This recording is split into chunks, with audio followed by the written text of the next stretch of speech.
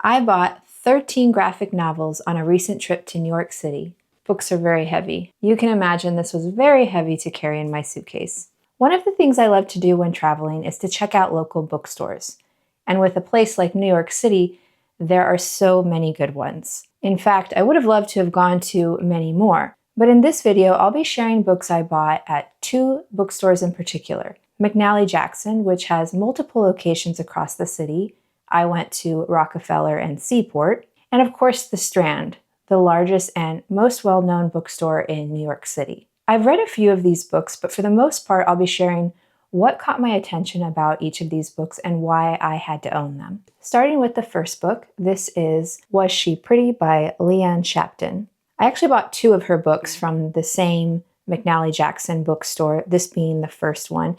And I had never heard of her before, but now I'm definitely hooked on her books. They're just so unusual. What caught my attention about this one right away was the lettering. If you've seen my other videos on this channel, you'll know I love lettering. Now this is a different type of graphic novel. It's mostly illustrations on the right paired with text on the left.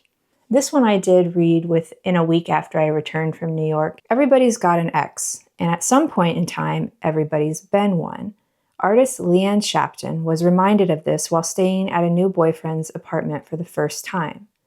Everywhere she looked, she found pictures of his ex-girlfriend. Even in the kitchen, there she was, his ex staring out from a photograph on the refrigerator. So Shapton started looking at strangers she passed on the street, sitting across from her on the bus, blowing their noses in restaurants. Each one was somebody's ex. What qualities did they have that their replacements didn't, and vice versa?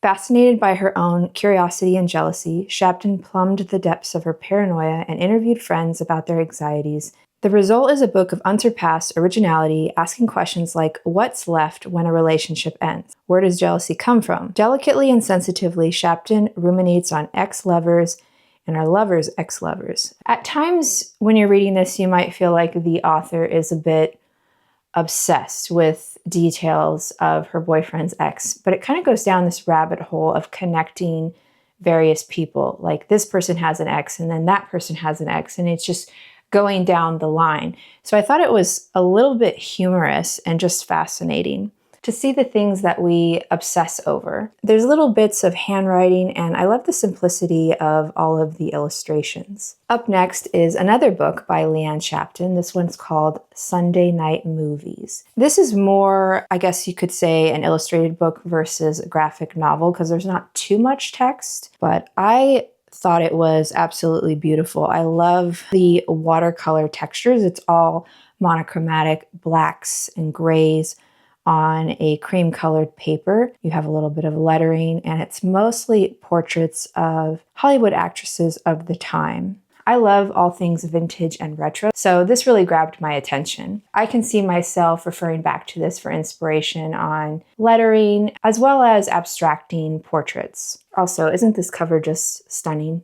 Next up is The Commute by Erin Williams. This one I picked up at the Strand, and I think it was on sale. I've already read this one and I loved the story. In Commute, we follow author and illustrator Erin Williams on her daily commute to and from work, punctuated by recollections of sexual encounters, as well as memories of her battle with alcoholism, addiction, and recovery. As she moves through the world and sometimes uncomfortable interactions with the familiar-faced strangers she sees daily, Williams weaves together a riveting collection of flashbacks that highlight the indefinable moments when lines are crossed and a woman must ask herself if the only way to avoid being objectified is to simply cease drawing any attention to herself. I think obviously women in particular will be drawn to this story because it's themes that we have to deal with on a daily basis. However, I would highly encourage men to read it as well so they can empathize with women. It has a very simple cartoon style. It's mostly black and white with some hits of color here and there. It's a deeply emotional story hitting on things like alcoholism, addiction, recovery, and uncomfortable situations that women unfortunately still have to deal with to this day. Okay, moving on. So I actually picked up 4 books by Adrienne Tomine, and I bought all of these because they were signed editions. Anytime I can find a book signed by an author or illustrator that I love, I definitely pick it up. You'll notice they have these signed stickers on them so you can easily identify them in the bookstore. This one is The Loneliness of the Long Distance Cartoonist. I've already read this one. I checked it out at my library a couple months back. It looks like a moleskin notebook or some kind of sketchbook with this rubber band around it. And you'll notice that it has a grid paper background, which I think is a nice touch. I think this was the first book of his that I read and then slowly started to discover the rest of his work. You can see how it really does look like a sketchbook. One of the things I connected with Adrian on is he's actually from Sacramento, which is close to where I'm from.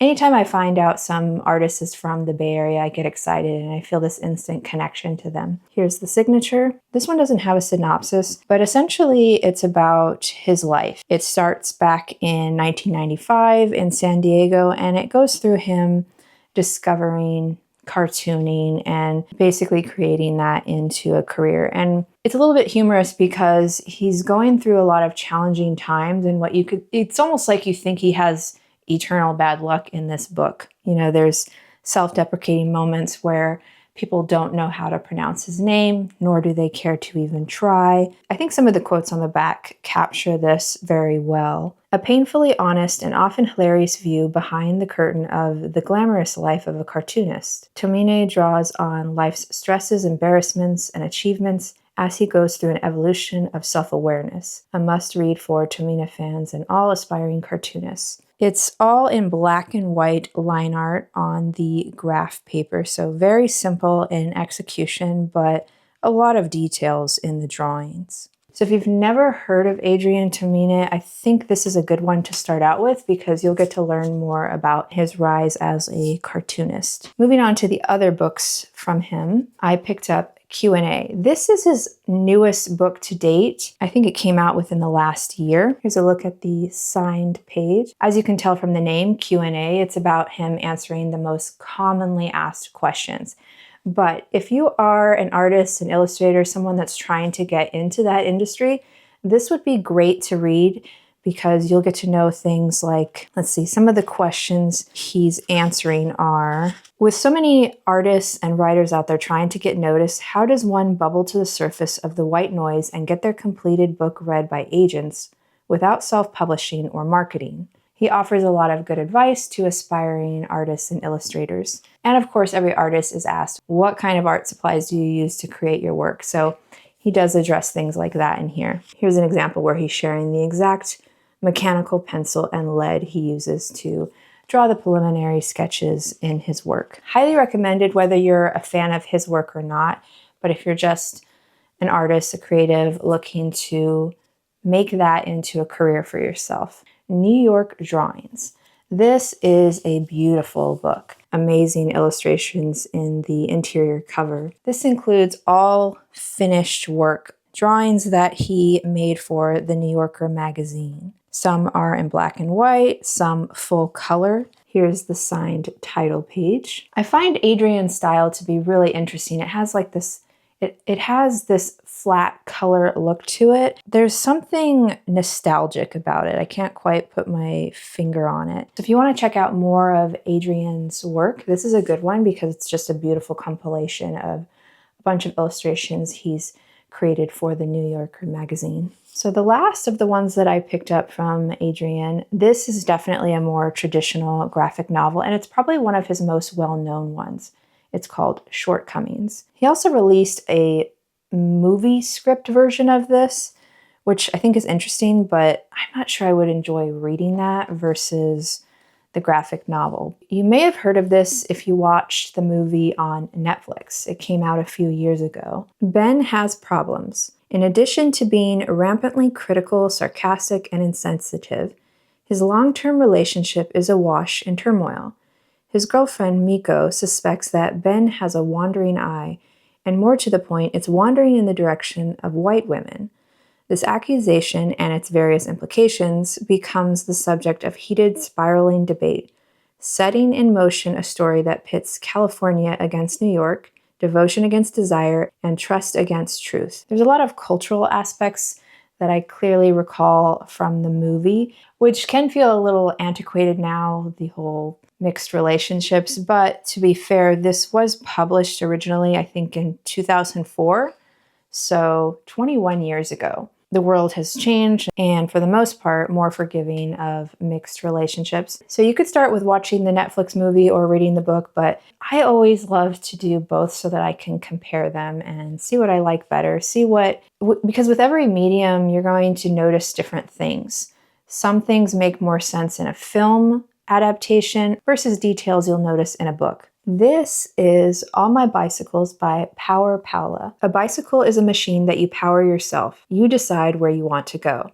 In this non-linear graphic memoir, the critically acclaimed Power Paula uses the bicycles she has owned, each with a nickname, as vehicles to explore the world, her relationships, her memories, and herself. They carry her through her great loves and losses, joys and disappointments. Power Paula's fragmented memories arrive abruptly, leaving just as fast, creating a pathway only she can find to move forward. This cover has a nice texture to it, and I love the lettering on the title. You can tell that it's reminiscent of bike chains, which is very clever. I'm not necessarily into bicycles or riding bikes in general, but I thought it was an interesting subject for a story. Again, it's a vehicle. It gets you somewhere, just like it mentions on the back. You decide where you want to go. But I really love the artwork in this. We have a lot of, I don't know if this is watercolor. I think it's ink, black and grays. And there's a little bit of color. You'll see yellow highlights, especially on the bicycles.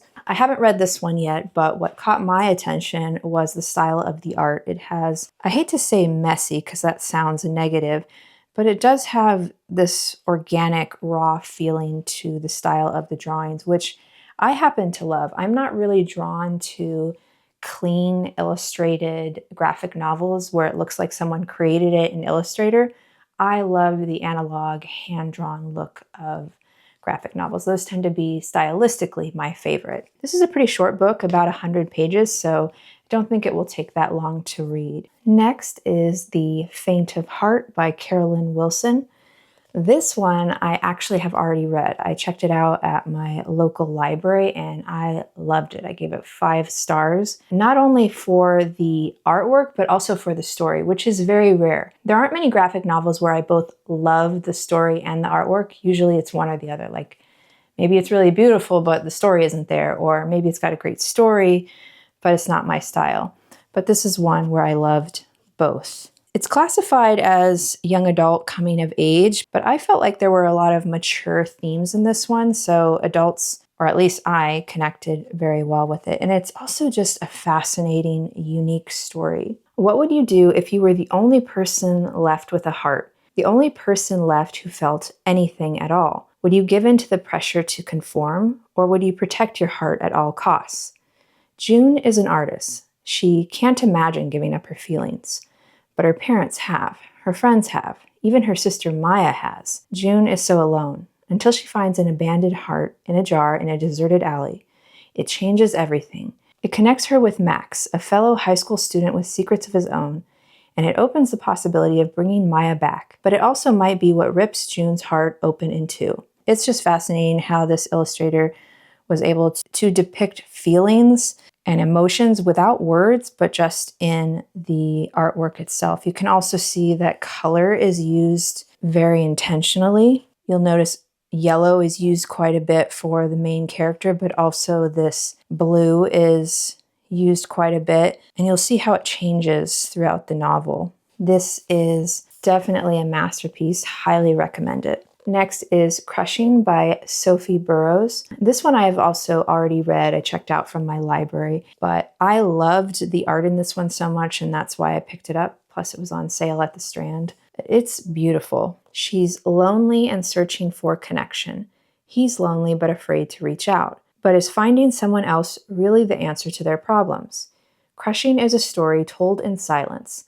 A story about connections in the big city, making them, missing them, and longing for them. I find it fascinating when a story can be told with little to or no words in this example. It's really a testament to the illustrator and how they're able to convey their story. I think it's done traditionally in colored pencil. It has a limited color palette, which mostly this cool gray palette with hits of red. A lot of good drawing inspiration, so I recommend checking that one out. Our Members Be Unlimited, Sam Wallman, a comic about workers and their unions. This is another one I picked up on sale from the Strand, but the Columbus location, so not the big bookstore, but the smaller one. I had never heard of this illustrator or this story, so I picked it up merely for the fact that I was curious by the subject and I thought the graphic style was interesting. It's a bit more on the clean illustrative style, but there's a lot of busyness to it. There's also a minimal color palette, and this one I was fascinated by all the different types of layout. There's a lot of busyness, and I admire artists that can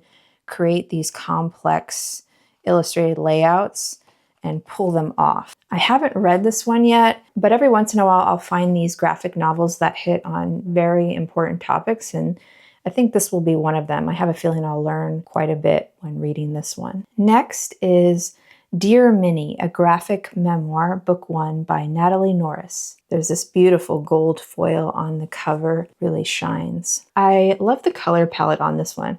I am always drawn to memoir, especially by women. This one I haven't read yet. It's a little bit more on the explicit side, so just a warning there. A vivid depiction of adolescent agency in the face of sexual trauma. Natalie Norris's debut graphic memoir traces her journey from wayward wild child to harnessing her adult voice after almost a decade of silence. Told in the form of an illustrated letter to an old friend, Dear Minnie begins with the author's fateful visit to France after her sophomore year of high school.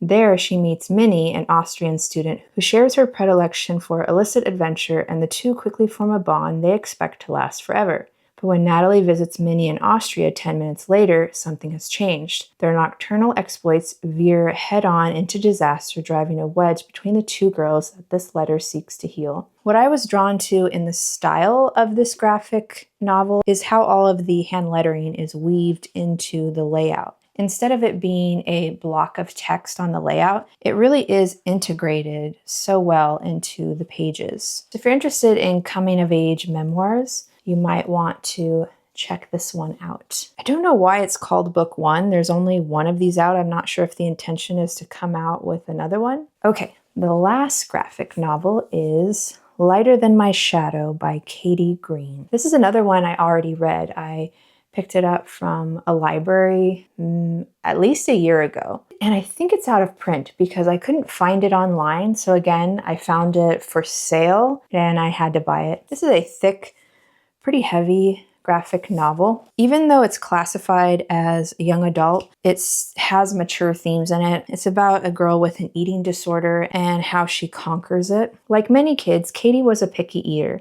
She'd sit at the table in silent protest, hide uneaten toast in her bedroom, listen to parental threats that she'd have to eat it for breakfast. But in any life, a set of circumstances can collide, and normal behavior might soon slip into something sinister, something deadly. Lighter Than My Shadow is a hand-drawn story of struggle and recovery, a trip into the black heart of a taboo illness, an exposure of those who are so weak they prey on the weak, and an inspiration to anybody who believes in the human power to endure towards happiness. There's a very somber feel to the graphic style of this book. It's mostly black and white illustration on various shades of background colors, but on the gray side. What I really appreciated about this story was how the eating disorder was depicted visually. You'll see a lot of images with these scribbled drawings, and that's meant to be the anxiety, the depression, the overwhelming feelings that overcome her as she's battling this illness. You can see how that scribble symbol slowly enlarges and changes on this page and then completely consumes this spread, and then we have